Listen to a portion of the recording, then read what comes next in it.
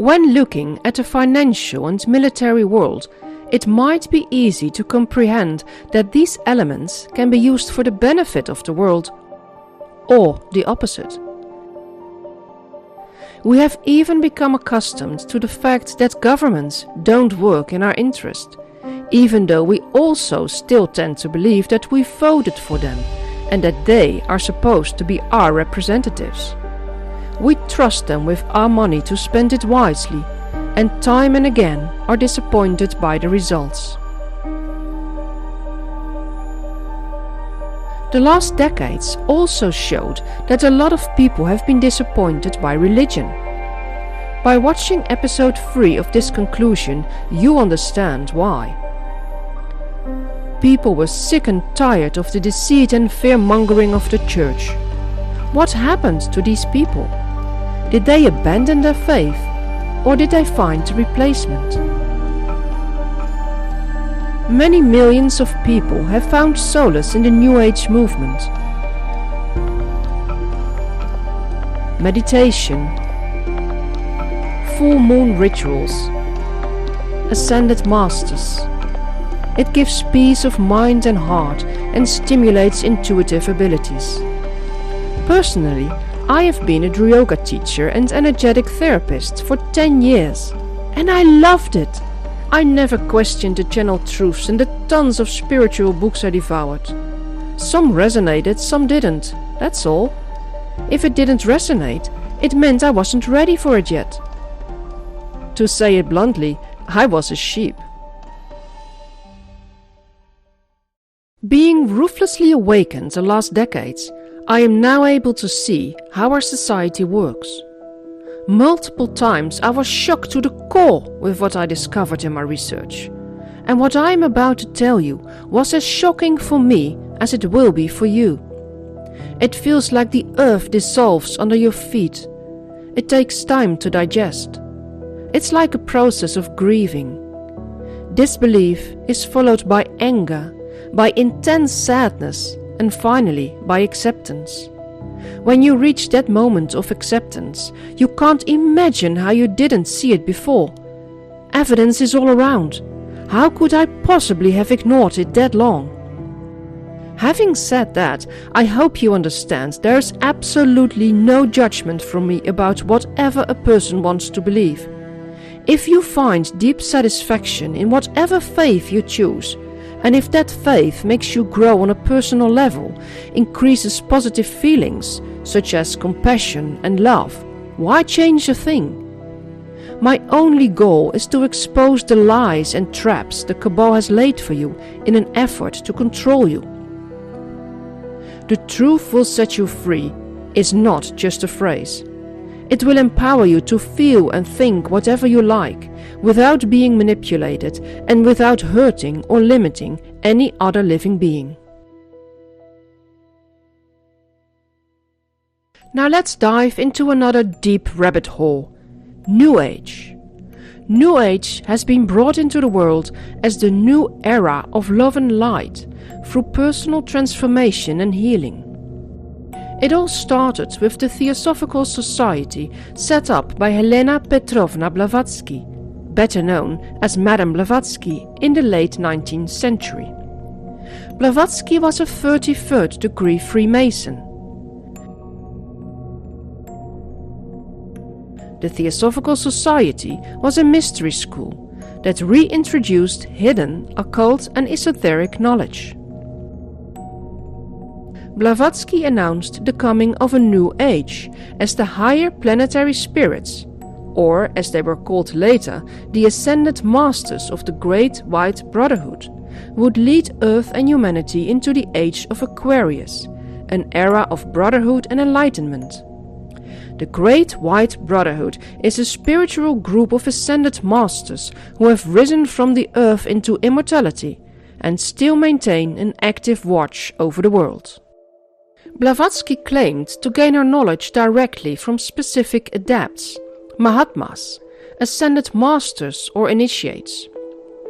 But her books Isis Unveiled and its sequel, The Secret Doctrine, have been shown to be based mainly on the massive work of religious historian Godfrey Higgins. Blavatsky introduced in the Western world the notions of a single divine world soul, of which all life is a part, and of reincarnation. The Theosophical Society placed itself at the basis of all religions and philosophies, stating, "There is no religion higher than truth." The Ascended Masters themselves are said to have had incarnations in every culture, making way for a unified global belief system. When diving deeper into Blavatsky's teachings, one can be in for multiple shocks. Her massive books and teachings lure you into the understanding that good and evil have been completely misunderstood. Blavatsky is a brilliant writer, quoting hundreds of philosophers and theologians to prove her points. She easily quotes and comments on the Bible, Mahabharata and Cabal alike, the occult and ancient Oriental wisdom, as well as modern theosophists, to prove the truth has been turned around. I will dedicate another episode on her teachings, as they are crucial to understand the belief system of our elites. For now, since Blavatsky is at the basis of our New Age movement, it's enough to understand a few of her quotes. "It is Satan who is the god of our planet and the only god. And this without any elusive metaphor to its wickedness and depravity. For he is one with the Logos, the first son, eldest of the gods." Lucifer is divine and terrestrial light, the Holy Ghost and Satan at one and the same time. Lucifer is the spirit of intellectual enlightenment and freedom of thought, for Lucifer is the Logos. To make the point clear once for all, that which the clergy of every dogmatic religion, preeminently the Christian, points out as Satan, the enemy of God, is in reality the highest divine spirit, occult wisdom on earth.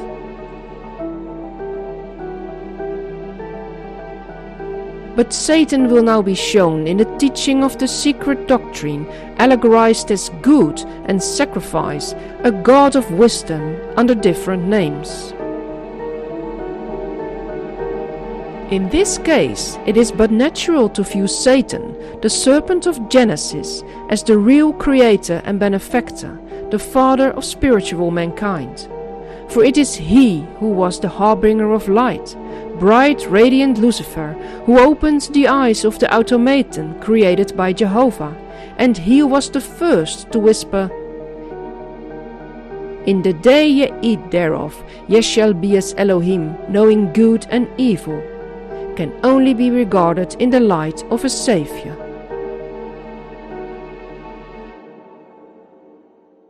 In the Mahatma letters to A.P. Sinet, the first teachings of the Ascended Masters saw the light of day.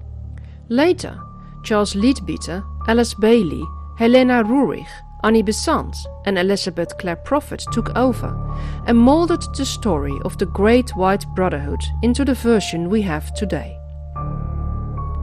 Let me introduce you to some of these Ascended Masters. At the very top of the hierarchy of the Great White Brotherhood, we find Sanat Kumara. He is said to be the head of Earth and of humanity. His name derives from the Puranic texts of Hinduism. He is one of the 7 holy Kumaras, the Lords of Flame, who represent the 7 rays of Venus. The anagram of Sanat is Satan. Sanat Buddha Maitreya Kumara, or Lord Maitreya, the future Buddha of the world, is anchoring the Christ consciousness energy into the earth. He is the bringer of knowledge, the world teacher, and came to earth as Adam, Enoch, Krishna and Christ. Mahatma El Moria, in his previous incarnations Abraham, Melchior, King Arthur and the Maharaj of Kashmir, is the master of divine will. As personal guru of Blavatsky, he instructed her to form a secret society like the Rosicrucian Lodge. the Theosophical Society. He was said to be the author of the Mahatma letters, together with Kutumi. Later in time, these letters were proven to be of Blavatsky's handwriting, which started a new controversy about their legitimacy. Master Sananda, in his previous life Jesus of Nazareth and Adam, is currently the world teacher. The followers of Benjamin Graham and Alice Bailey believe that Master Maitreya overshadowed Master Jesus, such that there were two beings in one body. Maitreya was the Christ, and Master Jesus was Jesus of Nazareth. The combination of the two beings functioned as Jesus Christ. Mystery School The Summit Lighthouse teaches that the Ascended Master Saint Germain is the koan of the Seventh Ray and sponsor of the United States of America. He is a master alchemist of the sacred fire who comes bearing the gift of the violet flame of freedom for world transmutation. This is interesting, as his life as the Count of Saint Germain was one of great controversies. After being arrested in England in 1743 as a Jacobite spy, Count Saint Germain fled England and moved to France, establishing himself as a central figure in Louis XV's court, where he was appointed a diplomat. After a political dispute, Comte Saint Germain fled to Russia, where it is said he played an important role in the 1762 Russian Revolution. Blavatsky characterized the Count of Saint Germain as the greatest Oriental adept Europe has seen during the last centuries. The second major founder of the philosophical concepts of New Age is Aleister Crowley. Aleister Crowley had a deep respect for Madame Blavatsky and her teachings. Crowley himself was also a high-ranking Freemason. In 1898, being inspired by the Book of Black Magic and of Pacts, Crowley joined the Hermetic Order of the Golden Dawn, which represented itself to be the visible and earthly outer order of the Great White Brotherhood. This secret society held within its membership elite and highly influential members of society.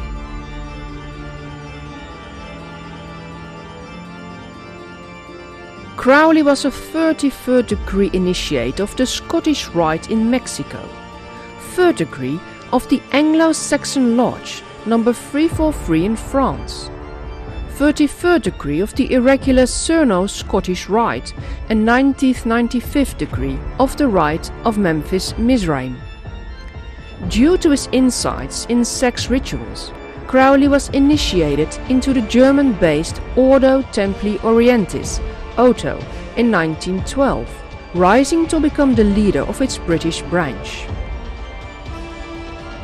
In 1907, Crowley founded his magical secret society, the AA, being the structure and system of the Great White Brotherhood.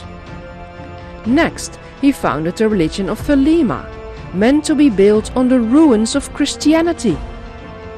This new religion would be the cornerstone of the New Age, the age of the god Horus, who would preside for the next 2000 years over the evolution of consciousness on this planet.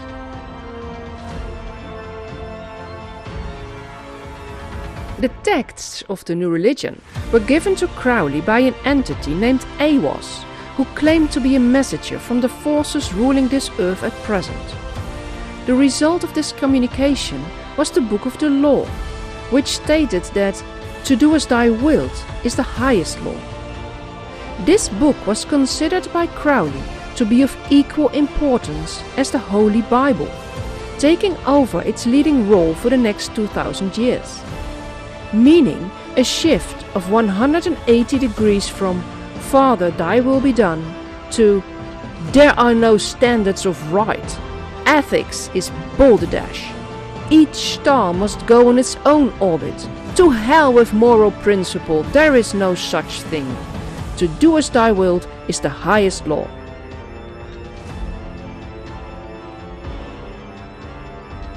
In his writings, Crowley seemed dedicated to reaching spiritual enlightenment. At the same time, he called himself the Beast 666. He used to torture and kill animals, use menstrual blood for spell casting, openly admitted to making blood sacrifices to demons, and performed sex magic on his mistresses, 5 of whom ended up committing suicide. Crowley made use of witchcraft, gematria, and sexual rituals.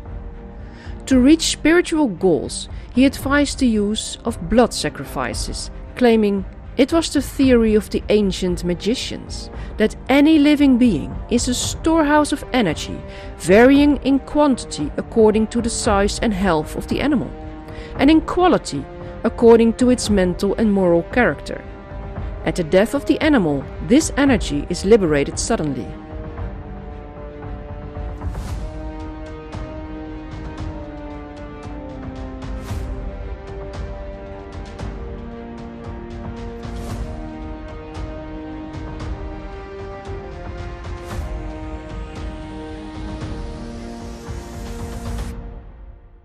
For the highest spiritual working, one must accordingly choose that victim which contains the greatest and purest force.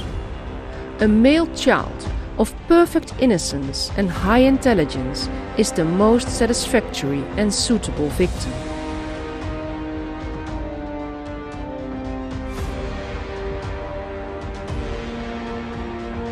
Crowley stated, using his pseudonym Frater Perduabo, that he sacrificed an average of 150 boys every year, which would lead up to the astonishing number of more than 2,000 children between 1912 and 1928, something that was never proven a fact. The third huge influencer of New Age was Rudolf Steiner. Very well known for his anthroposophical schools, healthcare, architecture, and biodynamic agriculture. His rudiments, however, lay in theosophy and secret societies. Steiner was the head of the German Theosophical Society from 1902 until 1913, after which he was expelled and formed his own Anthroposophical Society. In 1905, Steiner was invited to the inner circle of the Ordo Templi Orientis, where he became General Grand Master of Memphis and Mizraim in 1906, and founded his own lodge, the Mystica Aeterna.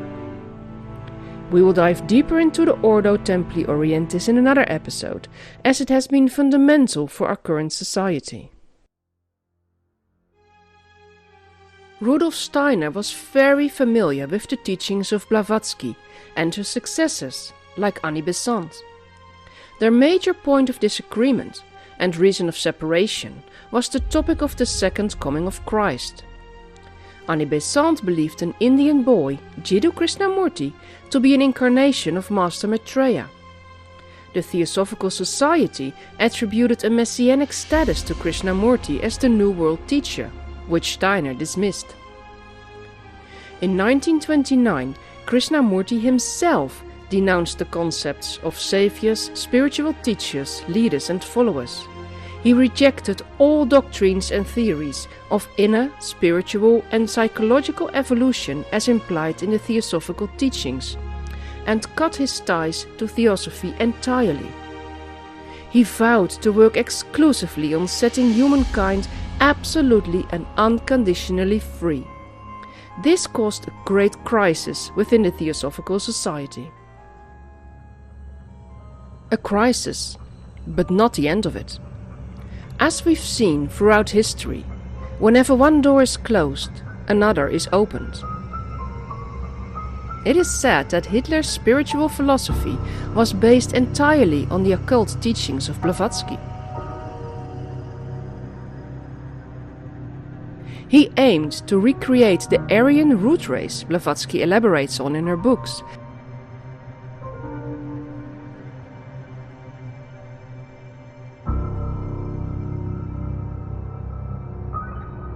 and searched for their origin in the mountains of Tibet.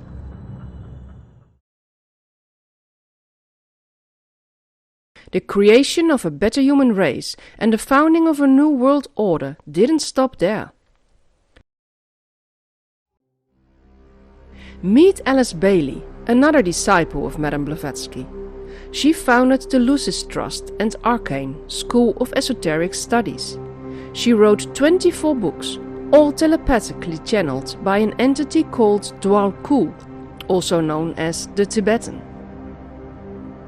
Alice Bailey elaborated on Blavatsky's work about the ascended masters of the Great White Brotherhood, adding the 7 rays, meditations and initiations to it. Alice Bailey aimed higher than just being theosophical. She worked out a practical guide that described how to achieve the New World Order. The newly founded United Nations were soon very interested in her work. World citizenship should be the goal of the enlightened. We need also a planetary way of life, a planetary ethics, and a planetary way of feeling. Evidence of the growth of the human intellect can be seen in the planning of various nations and in the efforts of the United Nations to formulate a world plan. Alice Bailey was a Freemason.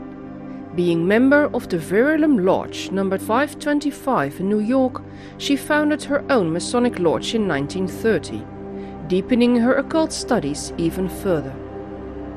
She founded several organizations based on promoting goodwill among men and a great world religion that would unite all faiths. Bailey's writings show us a new world order shaped by spiritual forces and entities. The present world order, which is today largely disorder, can be so modified and changed that a new world and a new race of man can gradually come into being. Renunciation and the use of the sacrificial will should be the keynote, prior to the inauguration of the new age. All will have that which is needed for right living processes.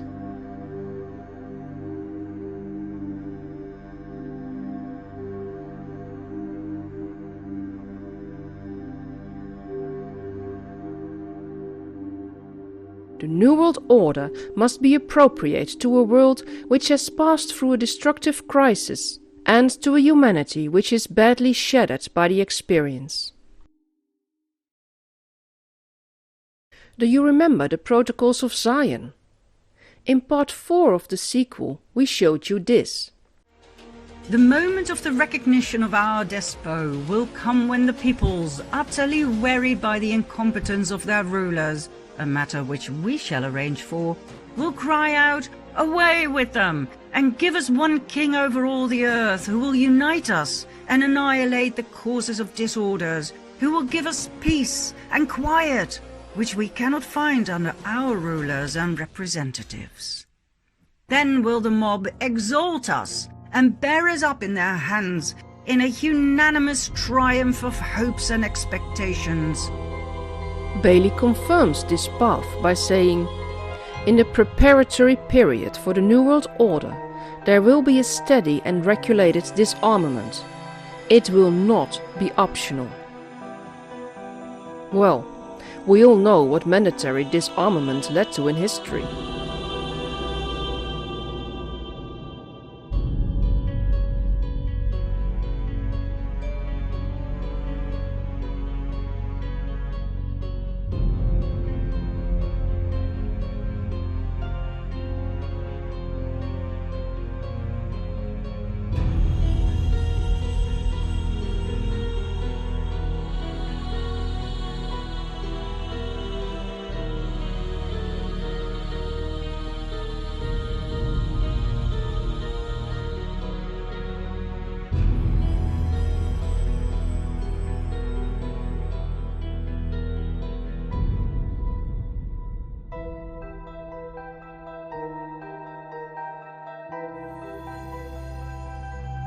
In her book, The Destiny of the Nations, Bailey describes a process by which a new race will evolve after which very low-grade human bodies will disappear, causing a general shift in the racial types towards a higher standard. Did she predict the genetic modification of humanity, creating human-robot hybrids, an agenda now publicly endorsed and pursued by Yuval Harari and Elon Musk? After Bailey's death in 1949, the UN took it a step further, mixing cultural concerns with their goal of a new race and world control. The Club of Rome was founded to raise the concern about overpopulation. In 1993, the Club of Budapest saw the light of day. This club brings creative input to the UN through literature, art, and spirituality. This creative input led to new concerns: global warming, pandemic diseases, refugeeism. More and more celebrities became members of the Club of Budapest, all repeating the same message. The world's challenges can only be met with a global cultural awareness, meaning sustainability, worked out in Agenda 21 and Agenda 2030. New Age, imposed on you by those you admire and trust, is nothing more than the same old doctrine in a new fashion.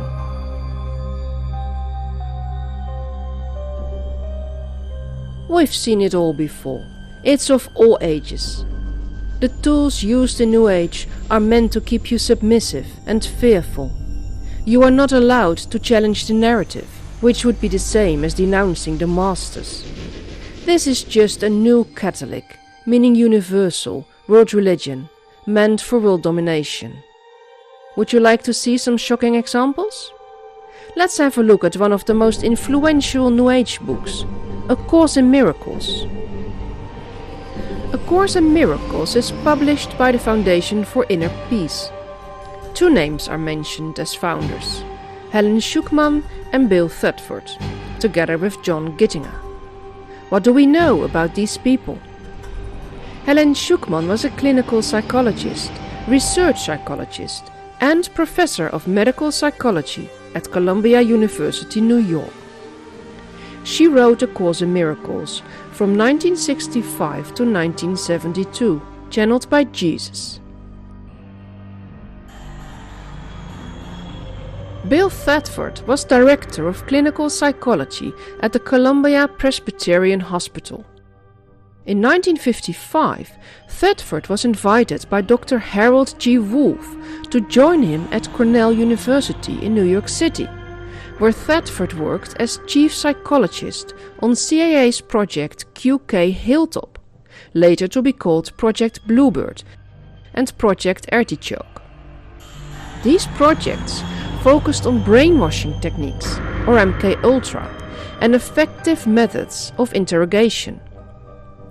They experimented with all kinds of secret drugs to ascertain the fundamental effect upon human brain function and upon the subject's mood. Dr. Wolff demanded, where any of the studies involve potential harm of the subject, we expect the agency to make available suitable subjects and a proper place for the performance of the necessary experiments.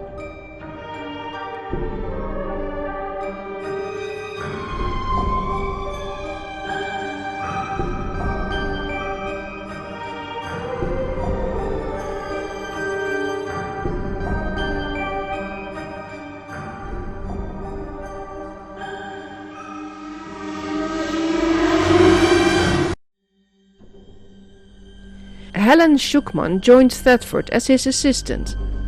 Moral and ethical values seemed unnecessary requirements for these studies. John W. Gittinger, a psychologist, was the CIA's top man in terms of programming of children. 14 years before the Course in Miracles project started, he developed, together with Bill and Helen, the Personality Assessment System, PASS, for the CIA. The past was meant to predict and influence the behavior of individuals based on their weak spots in their personalities, their egos. This system also shows mental weaknesses, where a person will be unstable and can be broken by means of repeated stress and trauma.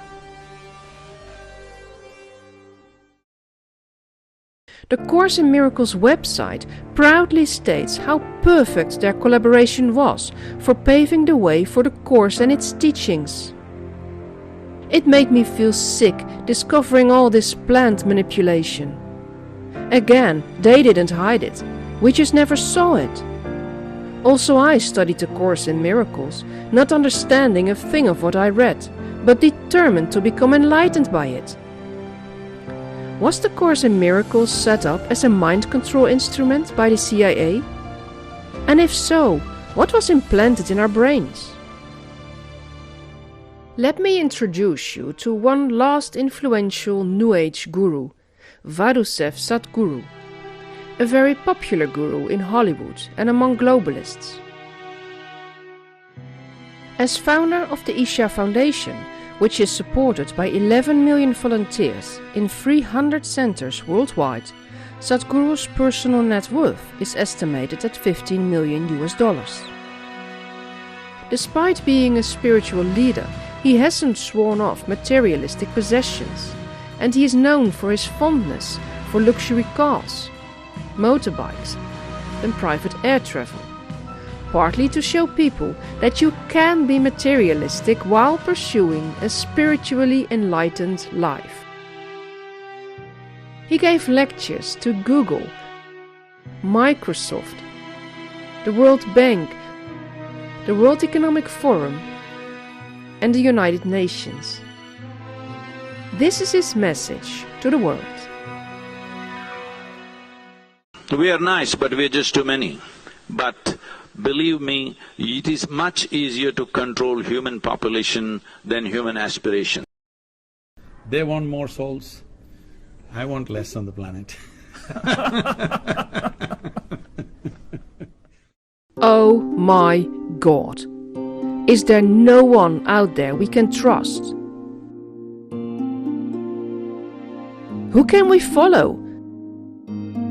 What do we believe? In the end, every guru seems to fall off his pedestal. Every spiritual organization, every well-meant initiative seems to become prey to corruption and scandals, often involving sex. Nearly every attempt to set up parallel societies fails due to human egos. Why doesn't the New Age succeed? Is there something we don't see? I would say that masters and gurus are of the old age. They are as human as we are, and just as susceptible to temptation, blackmail and corruption. They endure the same ego struggles as everybody else, unless they are truly enlightened. There are many self-proclaimed enlightened gurus out there, but only a few really are. Let's get back to Krishnamurti. I don't give a hoot for a 6th century BC Buddha, let alone all the other claimants we have in our midst. They are a bunch of profiteers who make use of people's gullibility. There is no power outside of you. Man created God out of fear, so the problem isn't God, the problem is fear. The true meaning of a new age is that you start developing your own power, your own divinity. So please continue praying, meditating and performing yoga. It will clear your mind, exercise your body, free your energy and connect you with a higher love. From that connection comes insight, truth and inspiration. You are the one you have been waiting for. No ascended master will come to your aid. No angel, or president, or king of kings will save you. Only you can save you. Only you can set you free. Do you know how? By changing your perception, by acknowledging that you are consciousness, that you are everything. No religion or belief system is needed. When you choose to fit yourself into a belief system, whatever system or religion that may be, you close off a part of your being. Didn't Jesus say, "Know thyself"? If you make your subconscious belief system conscious, meaning you become aware of who you really are, you can take control, not only of your life, but of your complete reality. That is the meaning of true growth, and that's what they fear. Getting to know your true self, your subconscious, is really the way, the truth, and the life. It will take at least a lifetime of dedication to do it. Krishnamurti explains a bit further. But those who really desire to understand, who are looking to find that which is eternal, will be a danger to everything that is unessential, to unrealities, to shadows. And they will concentrate, they will become the flame, because they understand. Such a body we must create, and that is my purpose. One of the main topics of theosophy is the role of Satan and Lucifer as bringer of higher knowledge. Both Aleister Crowley and Rudolf Steiner studied the exact same occult knowledge. But their works into this world seem to be opposites. How is that possible? How does one become a Satanist? And what does a true Satanist believe? Let's dive into this in part 5 of the conclusion to the fall of the Cabal.